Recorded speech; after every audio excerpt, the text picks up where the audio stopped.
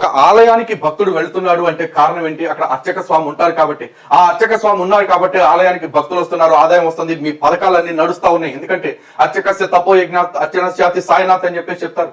అంతేకాదు అర్చకస్య హరి సాక్షాత్ అని కూడా మాకు శాస్త్రాలు చెప్తా ఉన్నాయి. అలాంటి అర్చక స్వామి పైన మీ బలుపుతోటి, మీ అహంకారంతో, మీ రాజకీయ క్రూరత్వంతో దాడులు చేస్తా కూర్చుంటే చేతులు ముడుచు కూర్చోటానికి హిందూ సమాజం సిద్ధంగా లేదు. తస్మాత్ జాగ్రత్త వైకాపా నాయకులారా.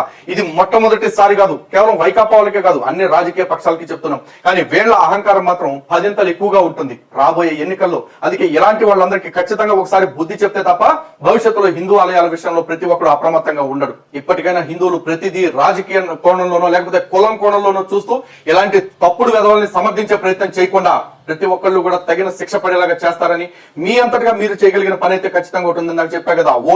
ఆ ఓటు అనే ఆయుధంతో వీళ్ళకేసే పోటు మాత్రం ఖచ్చితంగా వాళ్ళకు ఒక బుద్ధిని, గుణపాఠాన్ని తెలియచేయాలని మనస్ఫూర్తిగా కోరుకుంటున్నాం.